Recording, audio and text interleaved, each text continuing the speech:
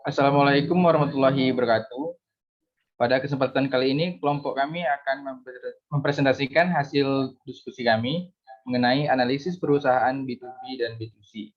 Adapun anggota kelompoknya, yang pertama ada Resa Nur Mahmudin, M. Rizky Akbar, dan saya sendiri Ahmad Fajril Hayat, dan Muhammad Adrian Syahputra. Untuk bagian pertama akan dijelaskan oleh rekan saya, Resa Nur Mahmudin. Assalamualaikum, saya Resa Nur Mahmudin. Baiklah, yang pertama adalah pendahuluan. Apa itu e-bisnis? Apakah e-bisnis dan e-commerce itu sama? E-bisnis bukanlah istilah yang jauh dari e-commerce karena masih dalam lingkup yang sama, yaitu bisnis. Yang membedakannya ialah cakupan dan juga jangkauan e-bisnis yang jauh lebih luas dan tak hanya mengurusi soal transaksi secara komersial sebagai e-commerce, tetapi juga menyediakan layanan lain yang mendasar seperti penyediaan layanan e-commerce. Jadi bisa dibilang e-commerce termasuk juga dalam cakupan e-bisnis. Jenis-jenis e-commerce.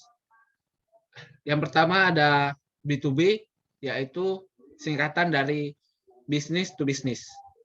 B2B atau business to business adalah e-commerce yang biasanya meliputi transaksi elektronik, barang atau jasa yang dilakukan antar perusahaan. Karena itu namanya disebut business to business. Karena transaksi hanya terjadi antara perusahaan. Jenis B2B ini umumnya dilakukan oleh pihak yang saling berkepentingan dalam menjalankan bisnis, di mana keduanya kerap mengenal dan mengetahui proses bisnis yang dilakukan. Perdagangan elektronik jenis ini biasanya menggunakan email dan electronic data interchange atau EDI. Kemudian B2C atau business to customer. Business to customer merupakan bisnis yang melakukan pelayanan atau penjualan barang atau jasa kepada konsumen perorangan atau grup secara langsung. Berbeda dengan B2B, bisnis jenis ini berhubungan langsung dengan konsumen, bukan perusahaan atau bisnis lainnya. Sebagai contoh, Anda memiliki sebuah toko sembako, ketika Anda menjual barang kepada konsumen perorangan, berarti bisnis Anda adalah B2C. Akan tetapi jika Anda menjual sembako dalam jumlah besar kepada pebisnis lainnya, berarti bisnis Anda adalah B2B. Pada umumnya, hampir semua produk B2C dapat menjadi produk B2B, sedangkan produk B2B sangat sedikit digunakan oleh konsumen perorangan secara langsung. Materi selanjutnya akan dibacakan oleh rekan saya, Adrian. Kepada Adrian, saya silahkan. Baiklah, contoh pertama untuk perusahaan B2B adalah PT Repex Wahana. RPX Group merupakan perusahaan yang bergerak di bidang bisnis penyediaan logistik pemegang lisensi FedEx, Federal Express Corporation. Bisnis RPX Group terdiri dari beberapa unit usaha yang disebut Strategic Business Unit atau SBU. RPX Group berdiri pada tanggal 27 Maret 1992 dan mulai aktif di bidangnya tahun 2001, di mana operasionalnya dipercayakan kepada PT Repex Wahana sebagai holding company atau perusahaan induk yang menaungi beberapa anak perusahaan atau Strategic Business Unit atau SBU. RPX Express terbagi dalam dua unit besar, yaitu RPX Express Internasional dan RPX Express Domestik. Sebagai salah satu pemain besar dalam bisnis logistik, RPX menangkap peluang untuk semakin mengembangkan bisnisnya di Indonesia. Awalnya, RPX hanya menangani bisnis pengiriman ke luar negeri, namun ternyata peluang pasar pengiriman ke dalam negeri besar sekali. Secara keseluruhan, untuk melayani pengiriman ekspres internasional dan domestik, RPX memiliki 18 kantor cabang di tanah air. Di luar itu, ada pula sekitar 200 outlet yang bekerja sama dengan pihak lain. Kerjasama itu antara lain dengan Snappy. Baiklah, untuk materi selanjutnya akan disampaikan oleh rekan saya, Ahmad Fajril Hayat.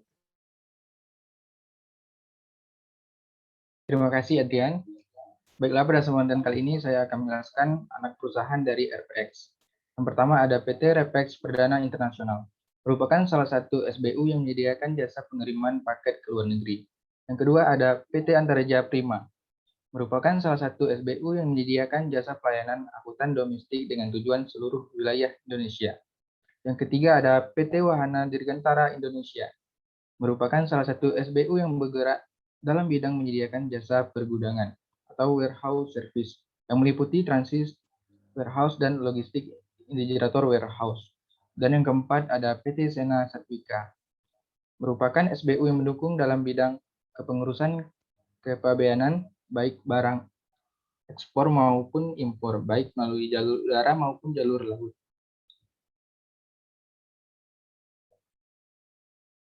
Berikutnya ada anak perusahaan dari RPX.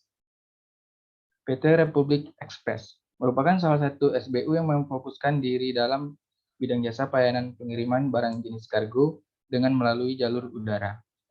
Selanjutnya ada PT Sena Trans Utama, merupakan salah satu SBU yang fokus dalam mengoperasikan bonded warehouse yang terletak di East Jakarta Industrial Park, yang bertujuan untuk mendukung pengiriman atau pengambilan barang. Berikutnya ada PT Pelangi Semesta, merupakan bentuk jasa pelayanan pengiriman barang baik dengan kargo udara maupun dengan kargo laut. Terakhir ada PT Sentra Benua Adi, merupakan salah satu SBU yang bergerak dalam bidang pelayanan properti dan pengelolaan gedung. Baiklah, untuk materi berikutnya akan dijelaskan oleh rekan saya, M. Rizky Akbar. Baiklah, terima kasih pada Pak Hidayat.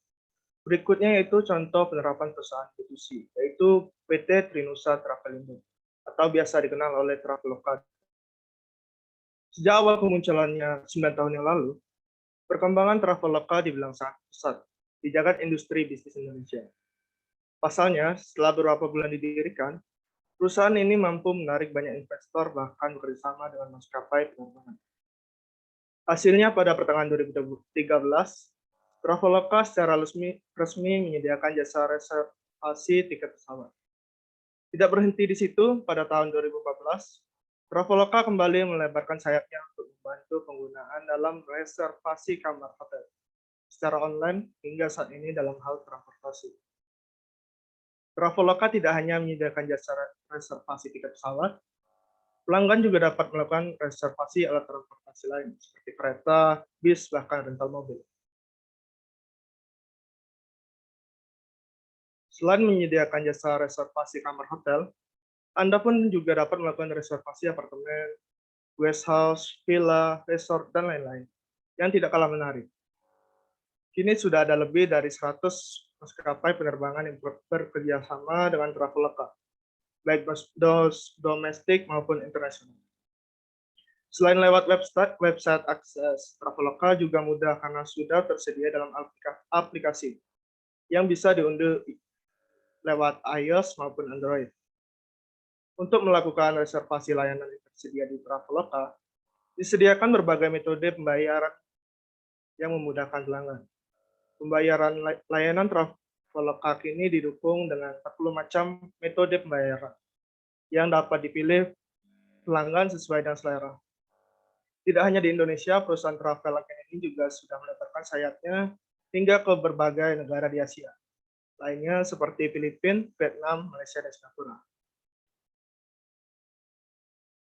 Selanjutnya itu layanan yang ada pada Traveloka. Traveloka adalah perusahaan teknologi terkemuka di Asia Tenggara yang menyediakan akses bagi masyarakat untuk menemukan dan memesan berbagai layanan transportasi, akomodasi, aktivitas, dan gaya hidup, serta keuangan. Sebagai lifestyle super app di Asia Tenggara, Traveloka memiliki portofolio produk yang lengkap, meliputi layanan transportasi seperti tiket pesawat, bus, kereta api, sewa mobil, antar jemput bandara, serta berbagai pilihan akomodasi termasuk hotel, apartemen, guest house, homestay, resort, dan villa. Sekian dari saya, terima kasih. Itulah presentasi dari kelompok kami. Lebih dan kurangnya kami mohon maaf. Kami akhiri. Wassalamualaikum warahmatullahi wabarakatuh.